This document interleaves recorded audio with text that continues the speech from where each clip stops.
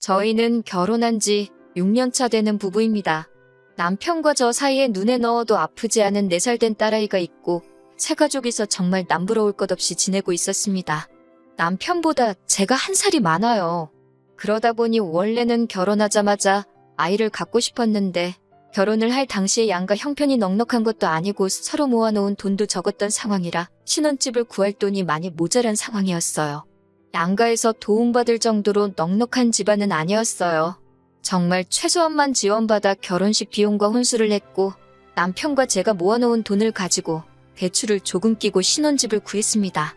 남편이 저보다 1살 아래였는데 가끔은 저보다 어른스럽다 싶을 정도로 책임감도 강하고 성실한 사람이었거든요. 그래서 저도 그 모습에 결혼을 결심했던 거고요. 책임감이 강하다고 해서 시부모님 모시고 살아야 하는 장남 느낌은 또 아니었어요. 사실 결혼 이야기 오고 가면서 아들보다 나이 많은 며느리 보는 게 부담스러우셨는지 시어머니하고 크고 작은 트러블이 있기는 했었습니다. 그때마다 남편이 항상 제 편에 서서 중간 역할을 잘해줬어요. 가족들 일에 항상 제 편을 먼저 들어주는 사람이라고 생각했는데 이 정도로 동생을 아끼는 동생바보인지는 또 몰랐습니다. 남편한테 나이차가 많이 나는 여동생이 있어요. 저도 3살 차이밖에 나지 않지만 여동생이 있고 우애가 좋으니 남편이 동생 아끼는 게 섭섭한 적은 없습니다. 그런데 가끔 우리 기념일이나 딸아이 생일도 까먹을 때가 있는 남편인데 동생 생일은 기가 막히게 챙겨주는 모습을 볼 때면 정말 아주 가끔 그런 모습에 서운할 때가 있었어요. 자기 생일이 다가오면 아주 여기저기 광고를 하고 다니는 신우와 달리 저는 그런 거에 별로 연연하는 성격이 아니었기 때문에 그걸 딱히 문제 삼거나 하지는 않았습니다. 뭐 아무튼 남편이 신우를 아껴서가 아니라 저는 신우가 가끔씩 탐탁치 않고 좋게 보이지 않을 때가 있었습니다. 신우가 요즘 사람들 관점에서 볼 때 멋도 잘 부리고 세련되고 외모 하나만큼은 반반한 편이에요. 저도 그건 인정하는 바입니다. 남편 말로는 어릴 때는 더 예뻤다고 했으니 자라오면서도 얼마나 이쁨 받으며 살았을지는 안 봐도 비디오더라고요. 그런데 제가 보기에는 신우가 예쁘긴 하지만 그건 일반인들 중에서 괜찮은 수준인 거지. 뭐 어디 미인대회 나가고 연예인하고 그럴 정도까지는 아니거든요. 그런데 제가 남편과 연애부터 결혼 생활 합치면 8년이고 그게 보통 짧은 세월이 아닌데 그때까지 적당한 직장도 없이 아르바이트만 하고 있는 게 좋게 보이지도 않았고 또한 신우는 자기가 버는 돈에 비해 씀씀이가 너무 해퍼 보이기까지 했어요. 남들 하고 다니는 거 다 하고 사 입는 거 사 먹는 거 사서 모으는 거 똑같이 다 따라하고 그랬거든요. 유행하는 건 무조건 다 해봐야 하는 성격이었어요. 심지어 일전에는 제주도 1달 살기를 한다면서 거기서 무슨 일을 한 것도 아닌데 1달 살기 하면서 생활비로 몇백만 원을 쓰고 왔다는 이야기를 들었을 때는 감탄도 나오지 않을 지경이었습니다. 아르바이트도 거의 카페에서 하는 아르바이트 위주로 했습니다. 툭하면 다른 직장 구하는 건 물론이고 일터도 틈만 나면 바꾸는 게 취미였어요. 허세도 심해서 운전도 할 줄 모르면서 어디 서울을 벗어나 외곽에 있는 공기 좋은 곳에서 일자리를 구해서 시아버지께서 아침마다 태워다주고 저녁에 태우러 가고 아주 고생도 보통 고생이 아니셨습니다. 아르바이트로 번 돈은 자기 노는데 다 쓰고 시부모님 돈으로 자취하고 그랬으니 그런 신우가 좋게 보일 리가 만무하죠. 책임감 하나만큼은 장점이라고 생각했던 남편과 비교해보면 그렇게 반대일 수가 없습니다. 집안의 막내이기도 하고 나이차도 많은 편이니 오냐오냐 하면서 공주대접 받을 수도 있다고 생각하지만 제가 봤을 때는 너무 자립심도 없어 보이고 그도가 너무 지나치다고 생각했어요. 남편한테 걱정돼서 이야기를 하면 저보고 남의 집 일에 끼어드냐면서 자기 부모님이 애를 잘못 키우고 있다고 말을 하고 싶은 거냐 하면서 정색을 하길래 동생 이야기는 되도록 하지 않으려고 합니다. 그래도 적어도 남편이 독립해 나온 뒤로 신우를 계속 데리고 사는 시부모님은 신우한테 몇 번을 대어서 그런지 그나마 오냐오냐 해주는 것 같지는 않아서 저도 최대한 신경을 쓰지 않으려고 하거든요. 신우가 남들 하는 거 다 따라해야 하고 남들한테 자랑하기 위해 허세 가득한 삶을 살고 있다 보니 씀씀이가 보통이 아니기도 합니다. 그런데 가장 큰 문제는 신우의 씀씀이였죠. 일단 한 번 갖고 싶은 게 있으면 그걸 어떻게 돈을 아끼고 모아서 마련하겠다가 아니라 일단 그냥 지르고 보는 성격이었다는 거예요. 일단 카드빚을 져서라도 그 물건을 먼저 사놓고 다음 일은 나중에 생각한다는 거죠. 한 번은 1,000만 원이 넘는 가방을 질러가지고 돈을 못 갚겠다고 아버님한테 떠넘긴 적이 있다고 합니다. 시어머니한테 다급하게 전화가 와서 보니 아버님이 아주 신우 머리카락을 다 잘라놓겠다고 신우를 쥐잡듯이 하고 있길래 남편하고 같이 아버님 뜯어말리느라고 생고생을 한 적이 있어요. 그때 남편이 저보고 저러다가 아버님이 신우 잡겠다고 일단 우리가 해결해주자고 하길래 그렇게는 못해주겠고 내가 다른 방법을 강구해보겠다고 한 뒤에 제가 아는 지인 통해가지고 신우가 사놓은 가방을 신우가 산 가격보다 조금 더 싸게 해서 팔아버린 적이 있습니다. 조금 손해는 봤지만 생돈 날리는 것보다 조금이라도 건지는 게 낫겠다 싶었고 어찌됐든 애물단지가 될 뻔했던 가방은 없애버렸으니 다행이었죠. 그때쯤 저는 솔직한 마음으로 누군가가 신우 씀씀이에 대해 좋은 충고를 해줬으면 싶었어요. 암만 신우가 예쁘다고는 하지만 이제 30을 바라보는 나이인데 그 미모가 평생 가는 것도 아니고 요즘은 남자들도 야가가지고 결혼할 때 이것저것 다 잰다고 들었거든요. 얼굴 이쁜 거 하나만 가지고 시집 잘 가는 사람도 있지만 말씀드린 대로 신우가 그 정도로 절세미인은 아니었고 학벌도 보통인데다가 모아놓은 돈 없이 직장도 변변찮다 보니 내심 걱정이 되기는 했습니다. 남편도 속으로는 알고 있는 것 같은데 워낙에 제가 되었든 누가 되었든 간에 다른 사람이 동생 이야기 하는 걸 싫어하다 보니 말도 꺼내기가 힘들었어요. 그러다 하루는 날짜가 정확하게는 기억이 안 나는데 한 20일쯤 되는 날이었습니다. 모처럼 신우가 저한테 연락이 왔었어요. 생활비가 없어서 힘들다고 저한테 10만 원만 빌려줄 수 있냐고 하더라고요. 월급 받으면 준다고 하면서 말입니다. 10만 원이면 큰 액수도 아니고 월급날에 곧바로 돌려준다고 하니까 별 생각 없이 빌려줬습니다. 그런데 월급날이라고 생각했던 25일이 지났는데 신우한테서는 아무런 연락도 없고 다음 달 일일이 되었는데도 연락이 없는 거예요. 저도 10만 원 가지고 돈을 갚냐 안 갚냐 하면서 독촉하기는 싫어서 딱히 먼저 연락을 안 하고 있었거든요. 그런데 또 다르게 생각을 해보면 고작 10만 원 가지고 입 싹 닫고 모르는 척 하는 신우가 얄미워서라도 제가 전화를 했습니다. 그런데 신우는 오히려 저한테 정색을 하면서 자기가 다 기억하고 있다고 자기가 월급날에 주기로 하지 않았느냐 하면서 오히려 자기가 더 기분이 나쁘단 듯이 나오더군요. 월급날이 지났는데 아무 연락이 없어서 전화한 거다라고 저도 같이 화를 내니 신우가 자기 월급날은 15일이고 아직 한참 남았는데 벌써부터 돈 갚으라고 스트레스를 주냐면서 10만 원 가지고 엄청 유세를 부린다는 겁니다. 전화를 끊고 나서 신우 태도에 열이 받기도 했지만 곰곰이 생각해보니 어이가 없었어요. 신우가 저한테 돈을 빌려간 게 20일경입니다. 생활비가 없다고 10만 원을 빌려갔는데 그 말은 신우가 월급을 받은 지 고작 5일밖에 지나지 않은 상황에 이미 생활비 10만 원이 모자라서 저한테 아쉬운 소리를 했어야 했다는 거잖아요. 아무리 정규직이 아니고 아르바이트로 연명을 하고 있다고 하지만 이제 곧 30이 되는 여자가 뭘 해야지 월급날에서 5일밖에 지나지 않은 상황에 생활비가 없어서 여기저기 돈을 빌리고 다녔어야 했을까요? 솔직히 신우 인생이기도 하고 워낙 남편이 신우 이야기에 발작하듯이 반응하는 걸 알고 있어서 말을 아끼고 있었지만 정말 한 식구인 입장에서 신우 미래가 걱정되어서 아무 말도 하지 않을 수가 없었습니다. 시부모님께 일단 먼저 전화를 드려서 신우의 상황을 이야기했어요. 시어머니는 제 이야기를 듣고는 자기 딸이 제정신 못 차린 이야기가 쪽팔린 건 아시는지 저보고 이해 좀 해달라고 사정사정을 하시더라고요. 사실 얼마 전에 시어머니한테도 돈을 조금 빌렸다는 이야기까지 해주시더라고요.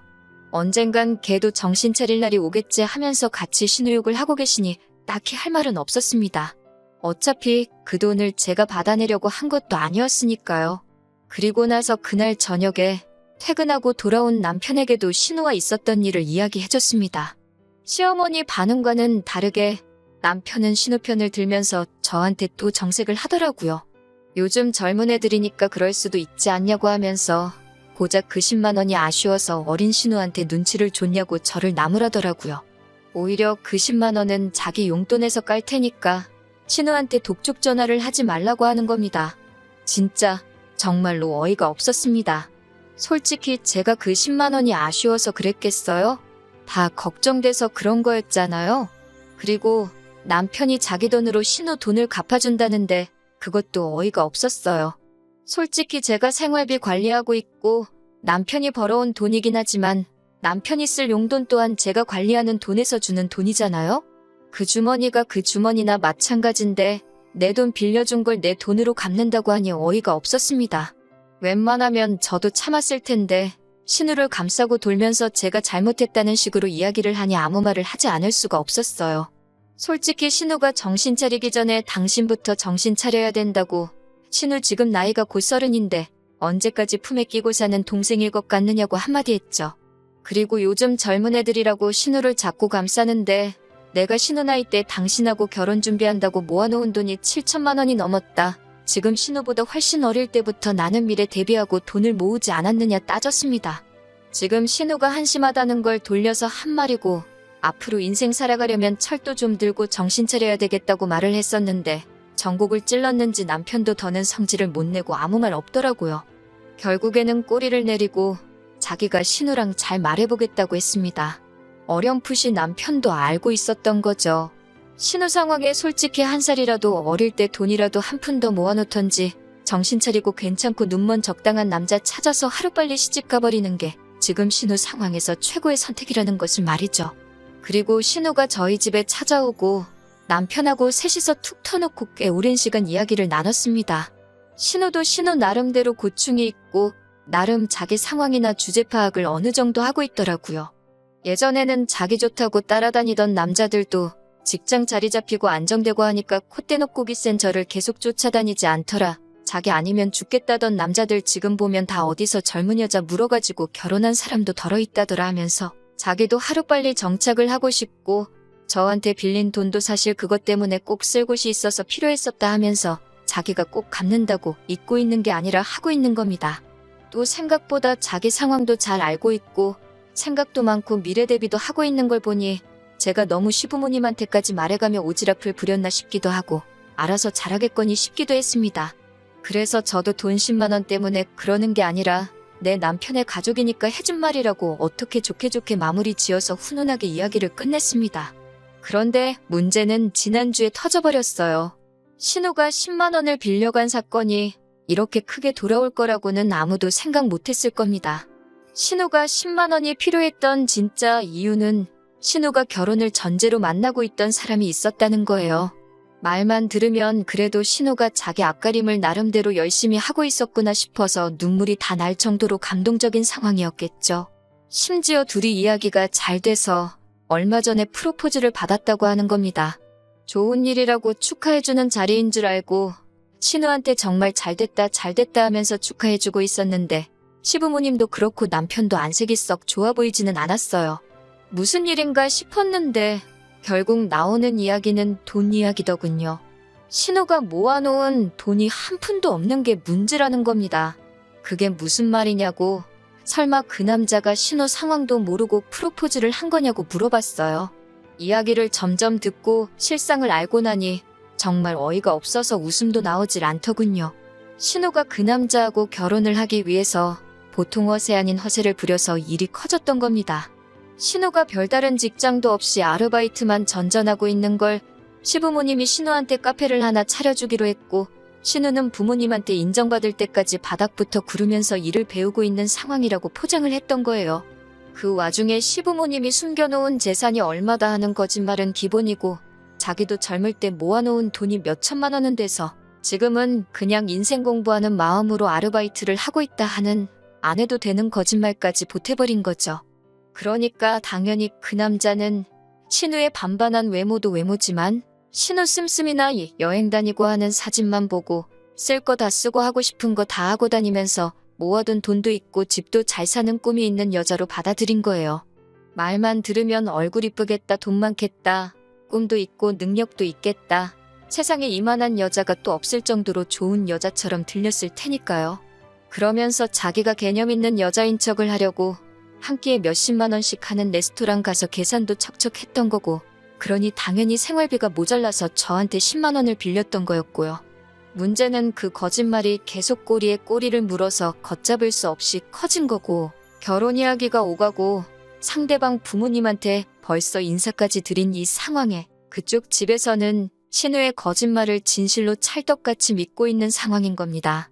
시아버지가 또 그 말을 듣자마자 뒤집어져가지고 아주 정신머리를 고쳐놓으신다고 밖에 못 나가게 또 머리를 홀랑 잘라버려야겠다고 부엌에서 가위 들고 나오시는데 신우 자초지종을 듣고 나니 이번엔 저도 아버님을 말릴 이유가 없다는 생각이 들었어요. 차라리 신우가 이번 사건으로 정신 고쳐먹고 못해도 머리가 다시 길어나올 2년 정도만 열심히 일을 해서 돈을 모으면 그래도 적당한 곳에 시집갈 만큼은 모으지 않겠나 하는 생각이 들었고, 다 이게 신우가 스스로 판무덤이라고 생각했어요. 아버님이 난동을 부리기 시작하니 남편이 또 왜 그러시냐며 아버님을 붙잡는데 이번에는 제가 가만히 구경만 하고 있었습니다. 그런데 아버님이고 남편이고 이번에는 가만히 있는 저를 보고 뭔가 잘못돼가고 있다는 듯이 지금 자기 안 말리냐, 우리 아버지 안 말리냐 하는 식으로 제 눈치를 보더라고요. 막상 가위까지 들고 나온 아버님도 저번에 1000만원짜리 명품백대는 저랑 남편이 둘이 달라붙어도 떼어놓기가 힘들 정도로 난동을 부리셨었는데 이번에는 제 눈치를 슬쩍 보시다가 아버님 혼자 안정을 되찾고는 자리에 슬쩍 앉으시더라고요. 그때부터 괜히 아버님이 혹시 나보고 보라고 쇼를 하고 있는 건가 하는 촉이 들기 시작했습니다. 아니나 다를까 아버님이 굉장히 진정이 된 말투로 그래도 제 시집은 보내야지 않겠냐면서 머리를 자를 수는 없지 하고 마시더라고요. 그러더니 신우한테 남편 될 사람에 대해서 한번 읊어보라 시키더군요. 신우 말에는 뭐 해외 유학을 다녀왔고 지금은 회계사 준비하고 있고 회계사가 되기만 하면 연봉이 1억으로 시작하고 어쩌고 저쩌고.